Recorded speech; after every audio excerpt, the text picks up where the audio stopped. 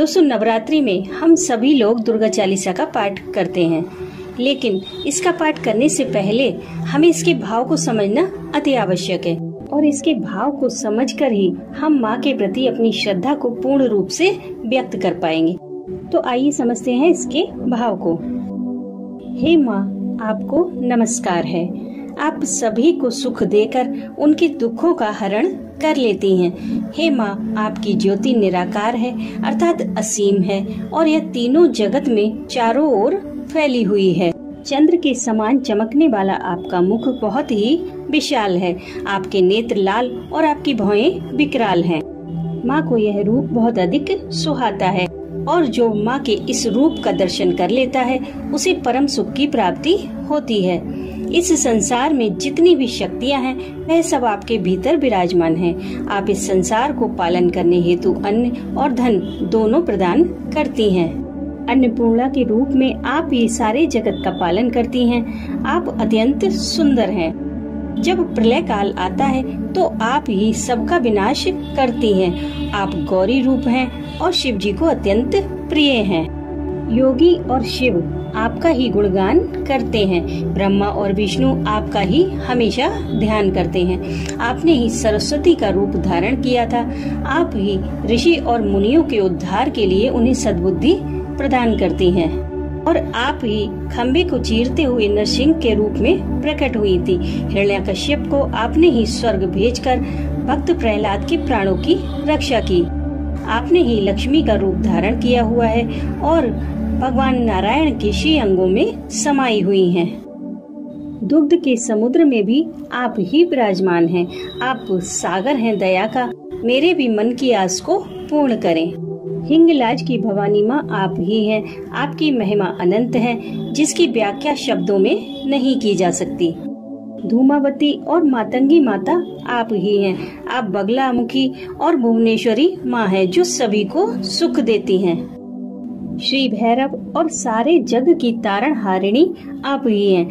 आप छिन्न माता का स्वरूप हैं जो सबके दुखों को हर लेती हैं।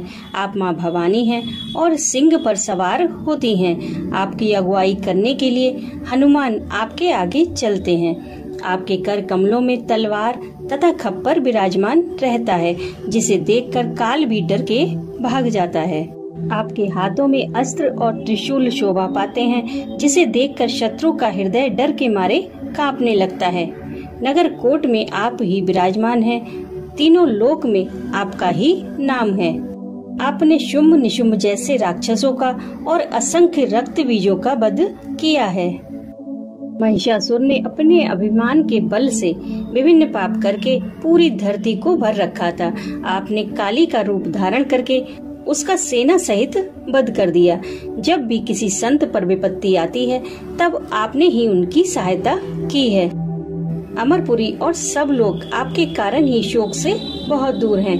ज्वालामुखी में आपकी ज्वाला हमेशा रहती है और आपको सभी नर और नारी द्वारा पूजा जाता है। आपकी यश गाथा का जो भी भक्ति भाव से गायन करता है उसके समीप कभी दुख या दारिद्र नहीं आता। जिसने भी एक चित्त होकर आपका स्मरण किया है वो जन्म मरण के बंधन से मुक्त हुआ है।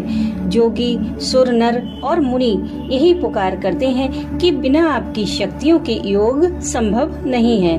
शंकराचार्य ने कठोर तप करके काम और क्रोध पर विजय प्राप्त कर ली थी। उन्होंने प्रतिदिन भगवान शंकर का तो ध्यान किया किंतु आपका स्मरण उन्होंने नहीं किया। वह शक्ति स्वरूप की महिमा को नहीं समझ पाए और जब उनकी शक्तियाँ चली गईं, तब उन्हें समझ आया। तब आपकी शरण में आकर उन्होंने आपकी कीर्ति का गान किया कि हे भवानी माँ, आपकी सदैव जय हो। तब माँ जगदम्बा प्रसन्न हुई और बिना विलंब किए उन्हें शक्ति प्रदान की।